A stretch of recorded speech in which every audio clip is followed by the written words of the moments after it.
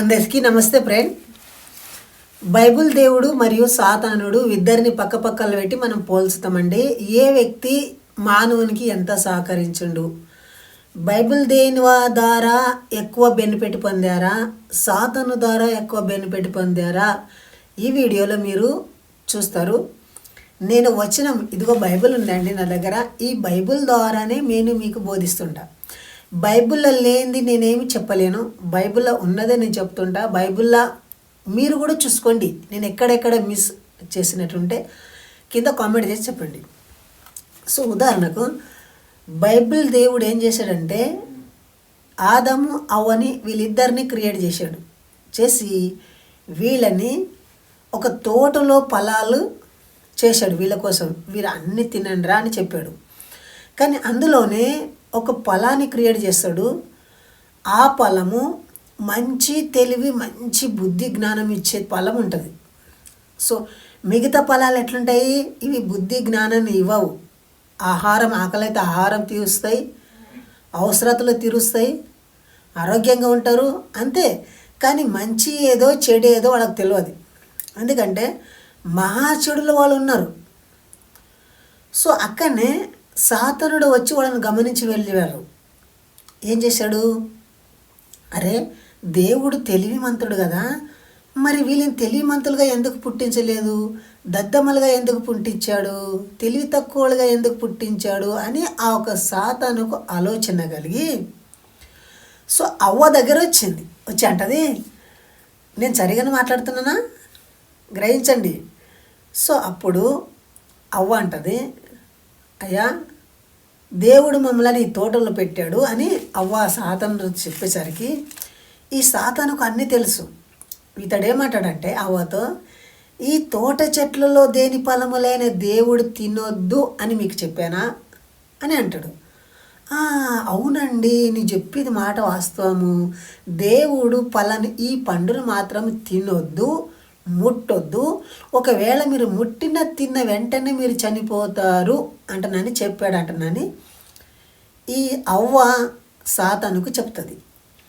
So అప్పుడు సాతాను ఏం చెప్తాడంటే, బాగా గ్రహించండి, ఎవరి మాటల్లో న్యాయం ఉంది, సాతాను మాటల్లో దేవుని మాటల్లో.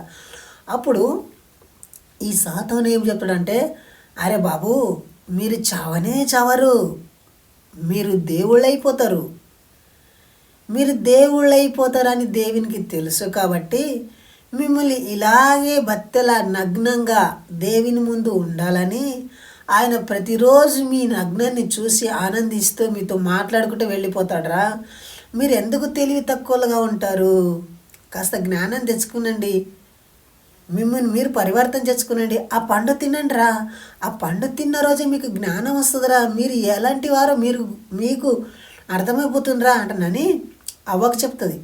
అప్పుడు ఆ అవ్వకు ఈ సాతాను మాటల మీద నమ్మకం కలిగింది, దేవుని మాటల మీద అపనమ్మకం కలిగింది. ఎందుకంటే సాతానుడు వాడికి మంచి చెప్పారు, మీరు దేవుళ్ళు అవుతారు అంటే చెప్పాడు. దేవుడు ఏం చెప్పాడు? మీరు చచ్చిపోతారా అని చెప్పాడు. సో ఈ అవ్వ ఏం చేసిందంటే, ఎవరి మాటల మీద నమ్మకం ఉందో వారి మాటలు విన్నది. సాతానుడి మాటల మీద అవ్వకు నమ్మకం ఉంది కాబట్టి ఆమె ఏం చేసిందంటే ఈ సాతాను చెప్పిన పండు తిన్నది. తిన్న వెంటనే వాళ్ళ మనోనేత్రాలు తెరవబడి, అయ్యో మేము నగ్నంగా ఉన్నామే, దేవుడు మమ్మల్ని ఎంత మోసం చేశాడంటనని తమ దిగంబరతని చూడలేక కచ్చటములు కట్టుకుండ్రి. సో అప్పుడు సాతానుడు ఆశీర్వదించి, అరే బాబు, మీరు ఇకనైనా కాస్త జ్ఞానం కలిగి బతకండ్రా అంటనని వెళ్ళిపోతాడు. సో అప్పుడు దేవుడు ఏం చేస్తాడంటే పైనుండి కిందికి వస్తాడు. ఏంటిరా, నేను తినొద్దన్న పనుని మీరు ఎందుకు తిన్నారా? మీరు జ్ఞాని అవడం నాకు ఇష్టం లేదు, మీరు జ్ఞానిగా ఉండొద్దు, మీరు ఇలాగనే తెలివి తక్క దద్దమ్మలుగానే ఉండాలి, మీరు ఎందుకు తింటారా, మీకేం తక్కువ చేసినా అంటే ఆ బట్టలు కట్టుకోవడం తప్ప, పండు తినడం తప్ప వాళ్ళు ఏం పొరపాటు చేశారండి? ఏం చేయలేదు, వాళ్ళు అక్కడ ఏం నాశనం చేయలేదు.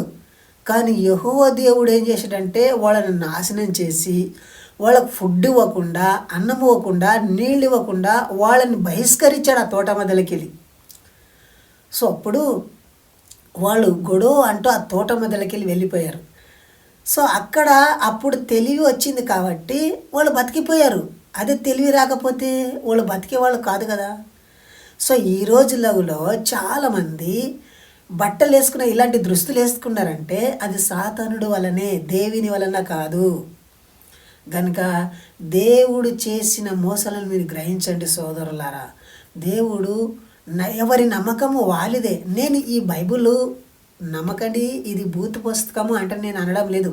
ఎందుకంటే ఈ క్రైస్తవులు వచ్చి హిందువులైన సోదరులని కనబడి చేస్తున్నారు. అడ్డమైన నాస్తికులను కూడా ఎవరిని పట్టి అరే దేవుడు మిమ్మల్ని ప్రేరేపిస్తున్నారా, మిమ్మల్ని ప్రేమిస్తున్నారా, మీరు నమ్ముకున్నారా, మీ పాపాలు కడగబడతాయని అబద్ధాన్ని క్రియేట్ చేస్తున్నారండి.